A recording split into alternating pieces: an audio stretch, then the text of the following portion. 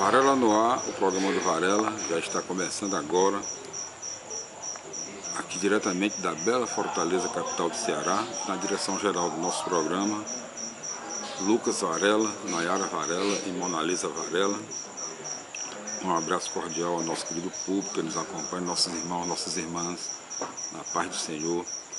Agradecemos sua audiência, sua atenção, seu carinho.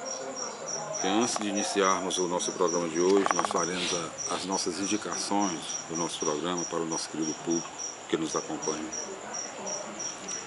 Indicamos, nós já falamos Varela Estética e Beleza, o Oswaldo Cruz 1660 na Aldeota, da missionária Natália Varela, a proprietária, empresária. Já falamos também o programa Check-up na TV Diário domingo a partir das 20 horas com a nossa querida Natália Varela na apresentação. Já falamos também o programa 100% Jesus, domingo a partir das 22 horas até meia-noite, um programa da missionária Natália Varela na rádio 102,9 FM. E falamos também do programa Vida News, o jornalismo, programa jornalístico com competência e credibilidade na Rádio Vida 102,9 FM, de segunda a sexta-feira ao meio-dia, com nossa querida jornalista Natália Varela, radialista. E falamos agora, nós indicamos agora a oração da Varela. Oração da Varela, quarta-feira, no começo da noite, no início da noite, às 6h30 da noite, às 18h30, não é? Mais precisamente. 6h30 pela manhã, né? Ou então, à noite é 18h30.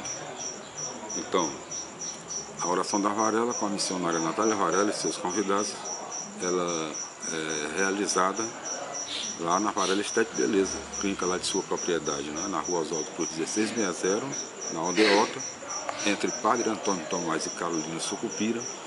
E mais informações, 32240783, 32247018, DDD 85 de Fortaleza. Acesse também www.varelaesteticbeleza.com.br. Participe da oração da Varela, a missionária Natália Varela, ganhando almas para Jesus, ganhando vidas para Jesus através da pregação da palavra do Senhor nosso Deus. Ela prega muito bem e também ela prega a palavra do Senhor nas igrejas quando ela é convidada, né? Você pode convidar através desses telefones aí, desse site. Então, depois das nossas indicações, nós faremos hoje o nosso programa de hoje. É um incentivo à leitura. A leitura, através da leitura, nós aprendemos a falar bem, corretamente, né? Quanto mais se lê, boas obras, né? Bons autores, e leituras que engrandeçam, né? Nosso conhecimento. Então nós aprendemos a falar e escrever corretamente através da leitura. E leitura é cultura, né? A leitura é cultura. Nós vemos aí nesses países, né? Na Alemanha, né? Na Alemanha a leitura é muito incentivada. Aqui no Brasil é mais difícil, porque os livros são caros, né? Então aqui nós vamos incentivar a leitura, mas isso melhora, isso vai melhorar. Melhorou bastante e vai melhorar mais ainda aqui no Brasil. E até enquanto eu soube, o país onde se lê mais é justamente em Cuba, né? Então, mas já deve ter mudado, então importante é que todos procurem se aproximar, né, do melhor, que é Cuba, né? Depois em Alemanha também. Então, o nosso incentivo à leitura, nós faremos aqui através da obra de José Lins do Rego, Meus Verdes Anos. Nós vamos fazer uma leitura aqui, incentivando a leitura, né?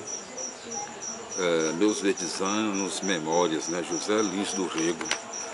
José Lins do Rego, no dia 3 de junho de 1901, nasce no engenho Corredor, na Paraíba, José Lins do Rego, que mais tarde iria se transformar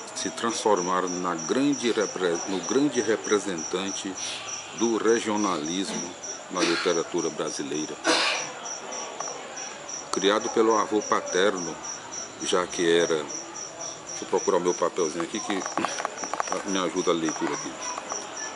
Criado pelo avô paterno, já que era órfão de mãe e não contava com a assistência do pai, retratara em sua obra todo o ambiente da infância.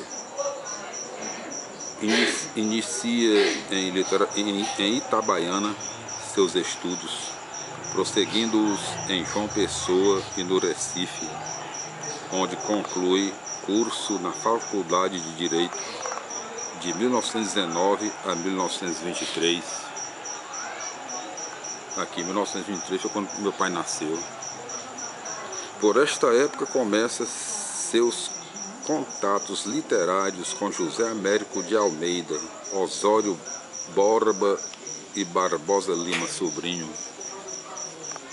Atribui influências literárias a Gilberto Freire, a quem conhece no término do curso e que o orienta em seus primeiros trabalhos literários.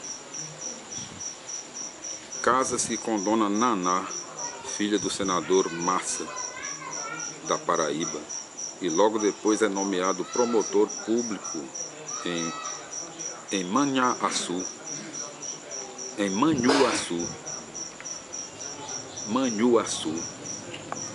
promotor público em Manhuaçu, né, Minas Gerais. Regressando a Maceió como fiscal de banco, trava conhecimento com Graciliano Ramos, Jorge de Lima e Raquel de Queiroz. Publica no Rio de Janeiro, entre 1942 e 1945, Gordos e Magros, Poesia e Vida. Em 1946 lança Conferências no Prata, conferências e crônicas das primeiras viagens realizadas. De 1953, o ano em que eu nasci, a 1957, publica Bota de 7 Léguas. De 1953 a 1957, publica Bota de 7 Léguas. Eu me lembro que entre 1956 e 1959 eu vi um lobisomem. Depois eu conto essa história.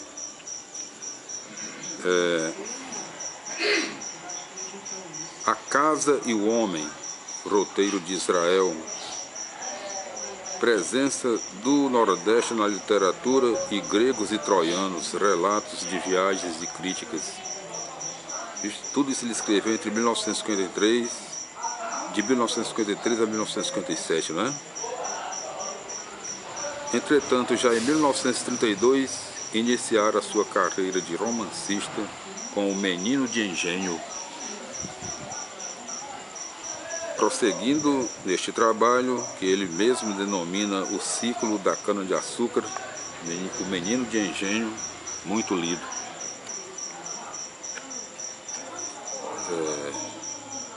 Ele denomina aí o ciclo da cana-de-açúcar, né, em 1932 com O Menino de Engenho. O ciclo da cana-de-açúcar. Publica Doidinho, 1933, Banguê, em 1934, O Moleque Ricardo, 1935, Usina, 1936 e Fogo Morto, 1943. Do ciclo do Cangaço fazem parte Pedra Bonita, 1938 e Cangaceiros, 1953. Escreveu Cangaceiros, 1953, o ano que eu nasci, né? Publicou ainda obras não regionalistas, Pureza, 1937, Riacho Doce, 1939, A Água Mãe, 1941. A presente obra, Meus Verdes Anos, data de 1956. Data de 1956, foi aí entre 1956 e 1959 que eu vi um lobisomem, né? Depois eu conto essa história. José Lins do Rego morre no dia 12 de setembro de 1957, tendo sido publicada ainda a obra póstuma O Vulcão e a Fonte. Vale a pena ou não vale? Olha aí, boa literatura, bons textos, excelentes autores. Meus Verdes Anos, Memórias, o nosso incentivo à leitura, que tem tudo a ver com a cultura. Então, Então, diz ele aqui, né? Escreve José Lins do Rego: chamei de verdes anos os tempos da minha primeira infância, e em livros de memórias procurei reter tudo o que ainda me resta daquela aurora, que para o poeta Cassimiro, fora a das saudades, dos campos floridos, das borboletas azuis. Em meu caso, as borboletas estiveram misturadas a tormentos de saúde, a ausência de mãe, a destemperos de sexo, e tantos espantos alarmaram os meus princípios que viriam eles me arrastar às tristezas que não deviam ser as de um menino. A vida idílica se desviava em caminhos espinhentos. O neto de um homem rico tinha inveja dos moleques da bagaceira. A separação violenta de minha segunda mãe marcou-me a sensibilidade de complexo de renegado. A ausência do pai, que não era bem visto pelos parentes maternos, fez de mim uma criatura sem verdadeiro lastro doméstico. Sempre fui um menino criado pelo avô, assim como um enjeitado, apesar de todas as grandezas do avô. A vida no engenho não me libertou de certos medos. A asma fez de mim um menino sem fôlego para as aventuras pelo sol e pela chuva. Tinham cuidados demasiados com a criança franzina que não podia levar sereno e tomar banho de rio. O meu temperamento não era de um contemplativo. Tinha vontade de correr os campos como os de minha idade, e se saía dos limites impostos, acontecia o ataque de puxado, e teria que sofrer as agonias de um afogado, e mais ainda as reclusões forçadas com as negrotas a me aguçarem desejos e concupiscências. Que nome difícil, né? Desejos e concupiscências. As borboletas azuis aí criavam asas de vampiro. Pus nesta narração o menos possível de palavras para que tudo corresse sem os disfarces retóricos. E assim não recorri às imagens poéticas para cobrir uma realidade às vezes brutal. Fiz livro de memória com a matéria retida pela engrenagem que a natureza me deu. Pode ser que me escape a legitimidade de um nome ou de uma data, mas me ficou a realidade do acontecido como o grão na terra. A sorte está em que a semente não apodreça na cova e que o fato não tenha o pobre brilho do fogo fátuo. É tudo o que espero dos verdes anos que se foram no tempo, mas que ainda se fixam no escritor que tanto se alimentou de suas substâncias. J.L.R. José Lins do Rego, Rio de Janeiro, de 1956. Aí ele dedica aqui ao meu neto José, para que este livro lhe seja, no futuro, uma lição de vida. José Lins do Rego, 1956. E nós voltaremos no nosso próximo programa, meus irmãos e irmãs, a paz do Senhor, nosso querido público que nos acompanha, um cordial abraço, os nossos agradecimentos pela atenção, pela audiência, pelo carinho. E nos nossos próximos programas, nós faremos a leitura do primeiro capítulo de José Lins do Rego, Meus Verdes Anos. Né? Tudo de bom, Fique com Deus e até o nosso próximo encontro, se Deus quiser.